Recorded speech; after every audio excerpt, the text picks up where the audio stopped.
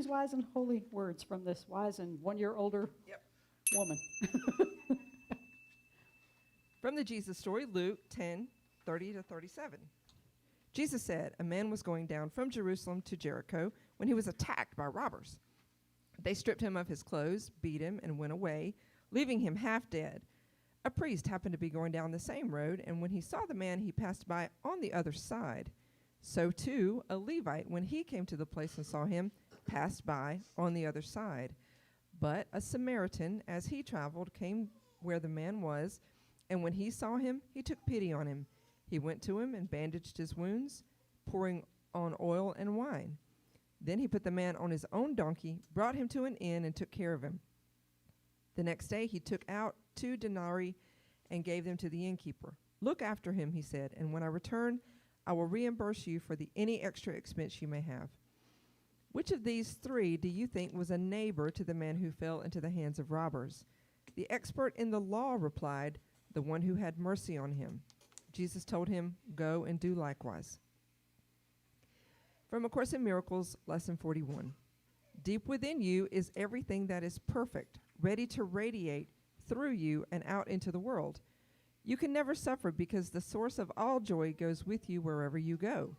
You can never be alone because the source of all life goes with you wherever you go. Nothing can destroy your peace of mind because God goes with you wherever you go. We understand that you do not believe all this.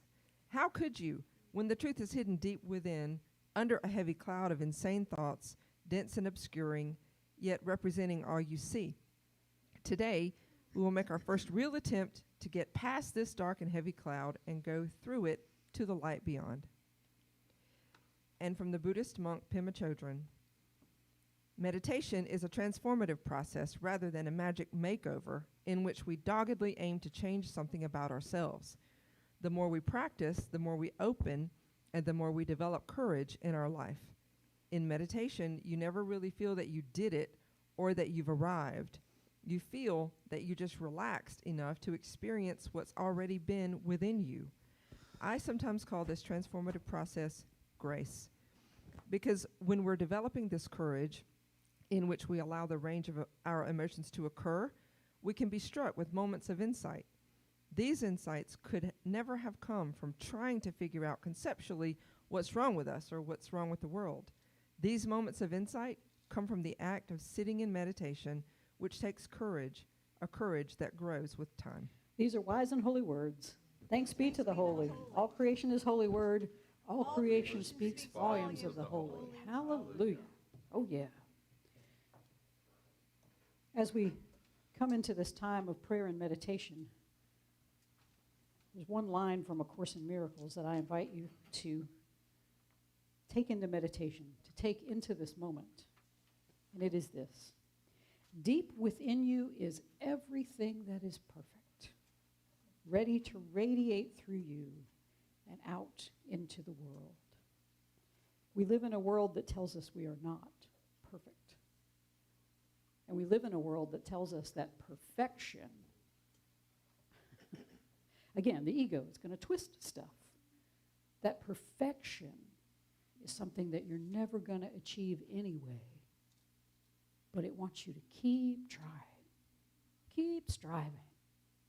Because somebody somewhere is still going to say, oh, you think you're perfect. But you are. You're not perfect according to the ego. You'll never be perfect according to the ego. It has impossibly high standards. And and it keeps moving the goalpost anyway. You'll never reach it. But the good news is you don't have to. You're already perfect. Everyone in this room, you're perfect. You're beautiful. You're worthy. You are love. And the ego will always try to convince you otherwise. Shame, blame, guilt, grievance. It's got a whole arsenal that it will toss at you. But these are true words. Deep within you. Not the ego you, the big capital Y you. Deep within you.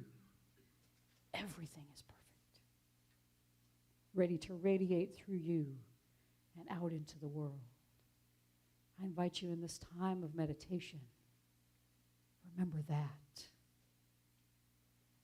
Your true perfection doesn't have anything to do with this world or what it says about perfection. It has to do with the fact that you are already holy. You are already worthy. You are already beautiful.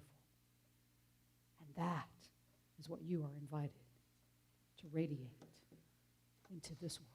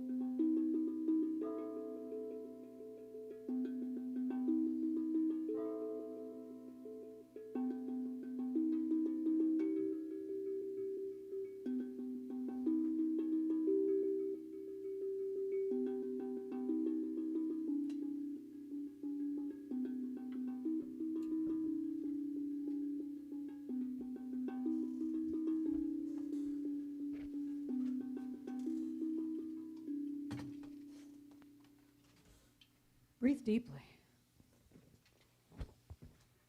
Oh, yeah. Our song this morning comes from the Canadian folk rock band called the Strumbellas. This is a song, yeah. Sounds like a dish at an Italian restaurant. I'll have the Strumbella, please. Yeah. This song is called Spirits. It comes from their CD called Hope. And band member Simon Ward says the song is about fighting your inner demons and trying to be a better person. And it goes like this. You ready, Michael? It's like being at the orchestra. You ready? All right. 2, 3, 4. I got guns in my head and they won't go. Spirits in my head and they won't go. I got guns in my head and they won't go. Spirits in my head and they won't.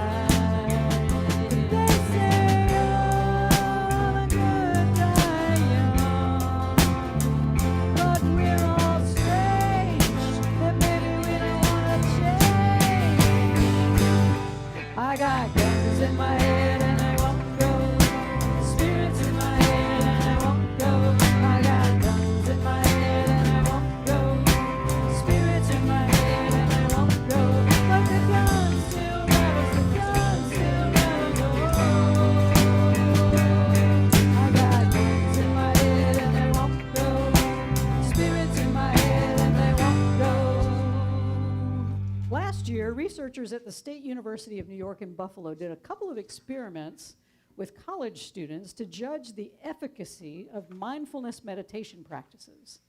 In one experiment, one group of students were instructed in the simple meditation of just following their breath, while others were allowed to just let their minds wander for 15 minutes. Afterward, they were asked to stuff envelopes for a charity fundraiser. Another experiment had the students read a short text written in first person with a lot of I statements, or in plural with a lot of we statements, and then do their meditation.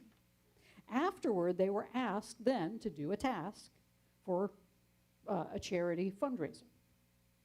What both experiments showed was that meditation had very little effect on how many of the students took part in that charitable task afterward. What the exercise revealed, according to researchers, was really the state of mind of the participants before meditation, and that one short session of meditation was not enough to change their initial perception of whether they saw themselves as independent in the world or as interdependent. In short, those who believed in separation before the meditation still believed in it afterwards, and vice versa. Those who saw the world as one of unity still saw it that way. Another study had participants focus on an action that they felt guilty for, and there were similar results, with mindfulness meditation serving to ease the guilt of those who already felt independent from others and prompting a feeling of desiring reconciliation from those who already saw themselves as interdependent before all this experiment began. So the results, jubilants, actually belie the commoditization of mindfulness here in the US. We expect something out of meditation. We expect it to offer us some instant results. You know, and for some, I guess it does, but those results tend to affirm our ego's desires instead of leading to the true original desired result of meditation, which is to reveal to us that our lives are intertwined, that all of creation brings us to the realization that giving up our ideas of independence and separation will bring about both unity within and without. We meditate to become interdependent.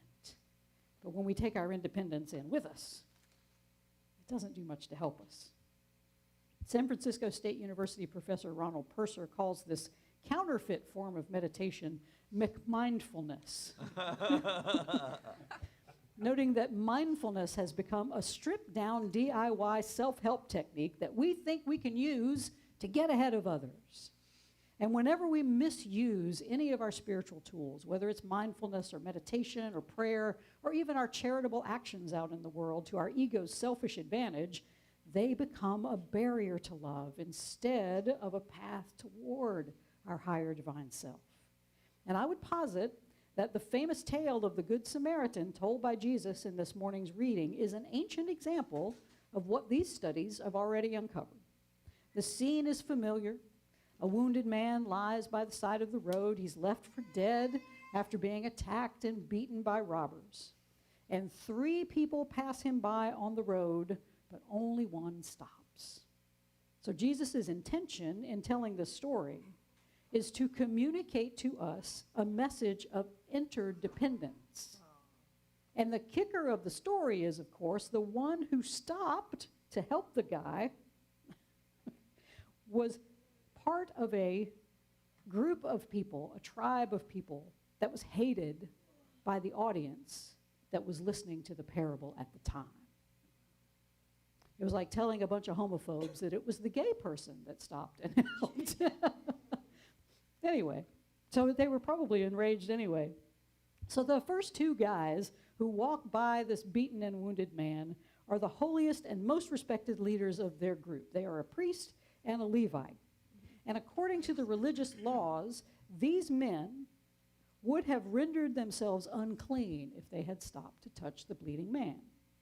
They would have put themselves out of commission for a few days, and they would not be able to fulfill their very important duties. So these men represent the independent mind of the group of people that were in this experiment. What mattered most to them is what they did. Of course, you know, that and the ego can justify anything. I'm sure they probably told themselves, I am indispensable to the people that I serve. So they saw their inaction as a higher good because remaining clean, as far as their religion was concerned, was important for them. It was important so they could keep serving the people who depended on them. Violating their religious law by helping someone else would keep them from serving the people that they served, so they passed on by. The Samaritan, though, he represents those interdependent-minded students. When he saw a man beaten and left for dead by the side of the road, all that filled him was compassion. He knew that along this dangerous stretch of highway, that could very well be him lying in the ditch, bleeding out. So he had a sense of unity with this broken man. Though he came from a tribe that was universally hated by others, he didn't bend down to the guy and go, look, are you a Republican or a Democrat? Because I can't help you if you're one of the, it doesn't matter. No, he didn't do any of that. He simply stopped and he rendered aid. He didn't worry about whether his fellow tribe members might shun him for helping that wrong kind of person. You did what? You helped who? How could you? All three of these guys, the two who walked by and the one who stopped, they all possessed that deep perfection of the holy within them, as the Course in Miracles says. And that deep perfection was ready to radiate through them and out into the world. To two of them, that inner perfection was a barrier to love. They could not shine it through their ego. And their love was, as the Course says, hidden deep within, under a heavy cloud of insane thoughts, dense and obscuring, yet representing all you see. And I would go so far as to say that their barrier was their religious importance. I'm too important to stop and help. To one of them, though, this situation presented a gateway to that perfection. And it allowed him to understand that, as the Course says, the source of all joy goes with you wherever you go. You can never be alone because the source of all life goes with you wherever you go. And that Samaritan used his spiritual tools to build more unity, where the priest and the Levite used their tools to create more separation. Which begs the question for us today. How are we using our spiritual tools, jubilants? Are we allowing the guns in our heads to be a barrier to love, or are we using our spiritual tools to put down all of our weapons against love? The good news is we can learn to be very skilled with our tools, and we can use them to remove all the barriers that we have built up against love. Breathe deeply. 2, 3. I got guns in my head and they won't go. Spirits in my head and they won't go. I got guns in my head and they won't go. Spirits in my head and they won't go. But the gun still rattles, the gun still rattles. Oh, I got guns in my head and they won't go. Spirits in my head and they won't go. Spent a lot of nights on the run, and I've been I've lost and can't be found. I'm just waiting for my day to come, and I think I don't wanna let you down. Something inside has changed, but maybe we don't wanna stay the same. I got guns in my head and they won't go. Spirits in my head and they won't go. I got guns in my head and they won't go. Spirits in my head and they won't go. But the gun still rattles, the gun still rattles. Oh, I got guns in my head and they won't go. Spirits in my head and they won't go. In that study that used feelings of guilt to judge whether mindfulness meditation was effective or not, the researchers ran another experiment. But this time, they asked participants to use a different kind of meditation, not just following your breath. They asked them to engage in loving kindness meditation. Now, in this form of meditation, you're not just sitting there breathing or counting breaths. Instead, you intentionally send thoughts of love, first to yourself, then to someone you love, then to someone you're indifferent to, like a stranger, and finally, you send thoughts of love to those you find disdainful. Perhaps you even hate them. The results of this experiment were different. Participants were more willing to make amends for what they felt guilty for and found that the meditation relieved their own stress about the situation. Another study found similar results and found that when loving kindness meditation was paired with learning the art of compassionately listening to others, participants discovered a sense of shared humanity with others, whether they were independent or interdependent, going into the meditation. So what this means, Jubilants, is that we have a powerful tool that we can use to shift ourselves out of this independent thinking that fosters separation into a perception of interdependence that causes and creates the unity that we seek both within ourselves and to see out here in the world. Not all of us start where the Good Samaritan already was. Many of us are in that place of the priest and the Levite, independent thinking. But that Good Samaritan had interdependence already. And the good news is, if we wish to attain that state of interdependence, it's available in this very moment. Meditation, that Buddhist nun Pema Chodron reminds us, is a transformative process rather than a magic makeover. It's not big mindfulness. It's a transformative process rather than a magic makeover in which we doggedly aim to change something about ourselves. The more we practice, the more we open, and the more we develop courage in our life, she says. So when we dedicate ourselves to this kind of transformation, Chodron says, it's not going to be easy. It's not one and done. You can't just sit down and do it on occasion. Meditation can often be hard work as we struggle with our own personal demons of shame and blame and despair and grievance. It takes courage, Chodron says, to sit quietly and allow those thoughts to be seen, to be recognized, to be healed. And Chodron calls this transformative process grace. Grace. Because she says when we're developing that courage in which we allow the range of our emotions to occur, we can be struck with moments of insight. These insights could never have come from trying to figure out conceptually what's wrong with us or what's wrong with the world, she says.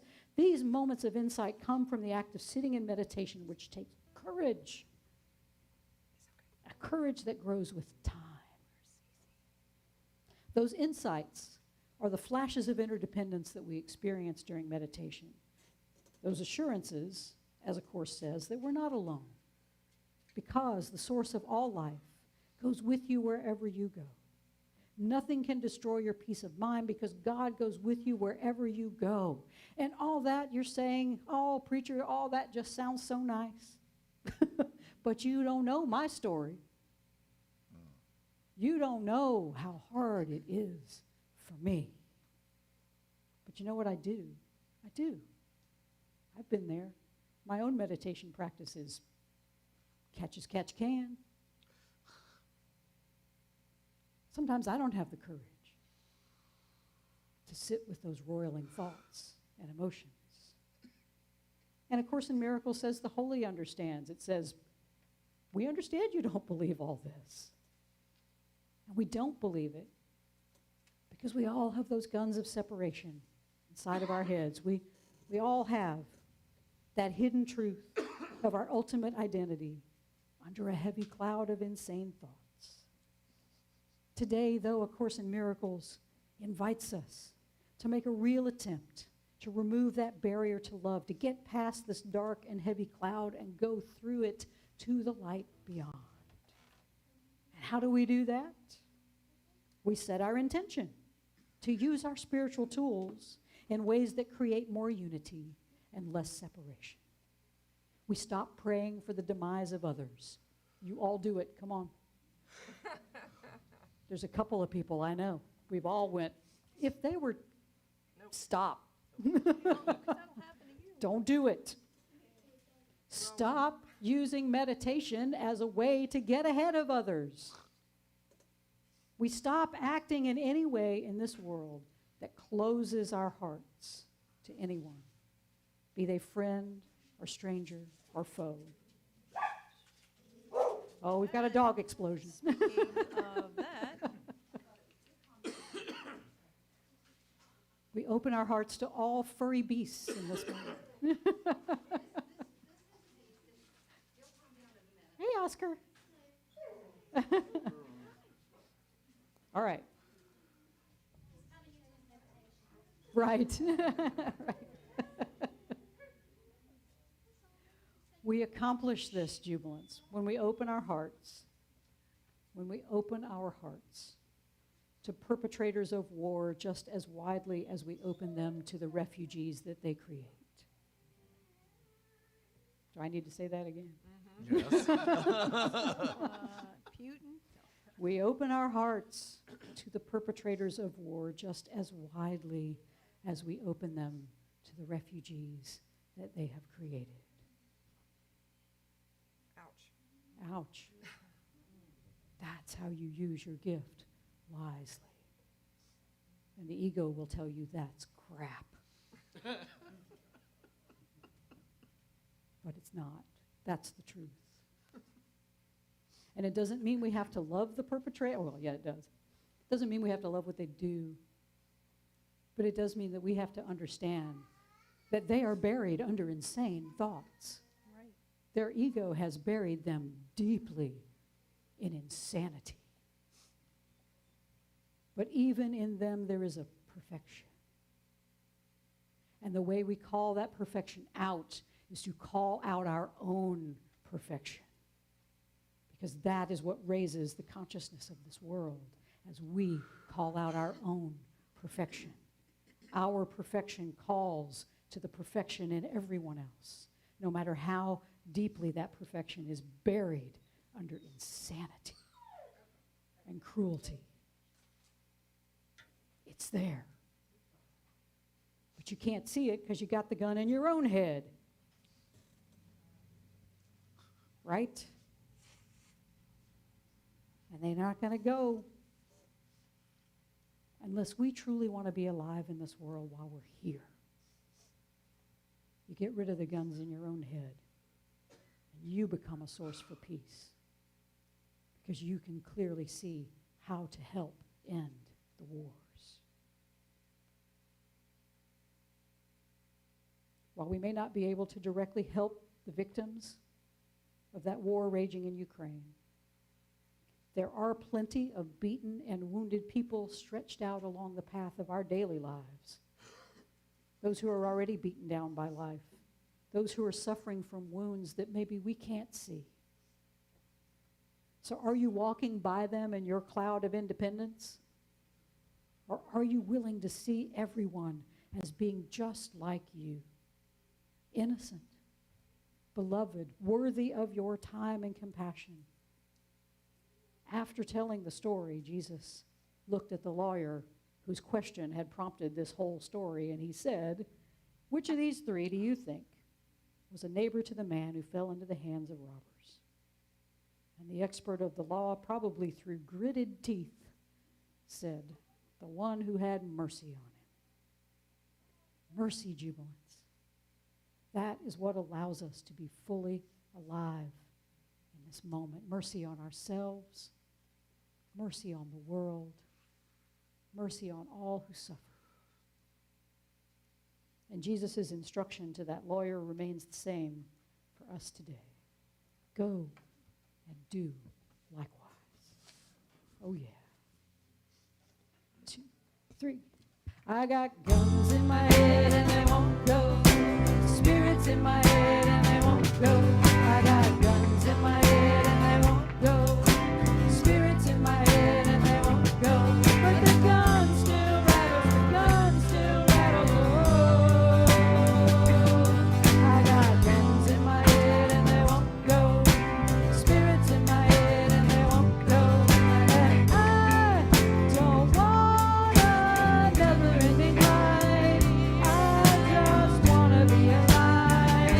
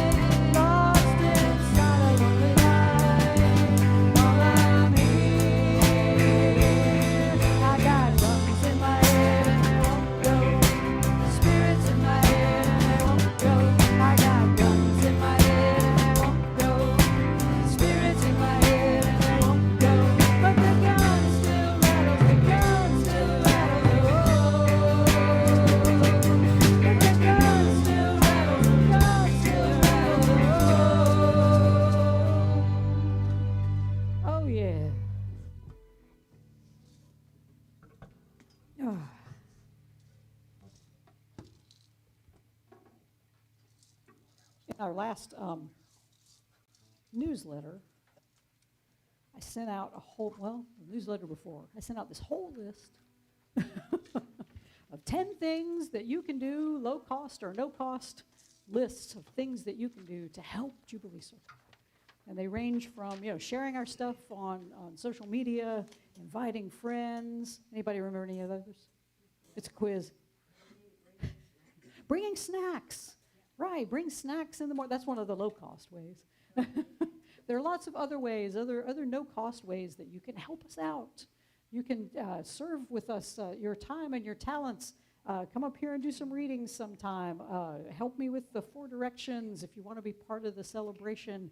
There's just all sorts of ways that you can get involved and help us with some marketing. And that's one of the ways that you can just help us with sharing social media, telling people about our open mics, coming to events. Come to the Dr. Michaels thing. That talk's going to be amazing. Just come out and support this community in any way that you can. There were 10 things that we thought of. There might be 10, 20, 40, 50, 100 more. But there are just so many ways that you can be a part of this community, and we want you to be part of this community. And we want to thank those who have been part of this community in monetary ways, because they are the ones who have kept us in this building, who have kept us going in this space while COVID ravaged so many other businesses and churches. And so we are still here, and that is certainly a miracle. And miracles sometimes come through communities of people who are dedicated to seeing something that they love continue. And so obviously, that's what you are. That's what we are to everyone in this room and everyone out there who has given monetarily. And we thank you for that. So there are many ways that you can help. And if you want to help with your money, you can go online to jubileecircle.com, and there is a link on the front page to give through PayPal. You can also give through Venmo at Jubilee Circle. So we are grateful for everyone who has given in the plate here while in this moment, and and to everyone who has given in the past through our electronic ways to give. And you can also write a check. Post Office Box 4611, Columbia, South Carolina 29240 is our address. If you just like the feeling of writing that check and tearing it out of the checkbook, sticking it in the mail, and doing it the old-fashioned way. Sometimes that's the best way. Oh yeah? Oh yeah. So we're going to say goodbye, good week to our online audience. We thank you so much for joining us. We remind you that, as Meister Eckhart says, if the only prayer you ever say in your entire life is thank you, it will be enough. And it is in, yes, merci. Because when you're in that state of gratitude, you're not in a state of grievance. You can't be in a state of grievance because you're looking around the world going, this is beautiful, and I am grateful. So we are grateful for you. So join us again next week, this same time, this same station. And until then, oh yeah. Oh, yeah.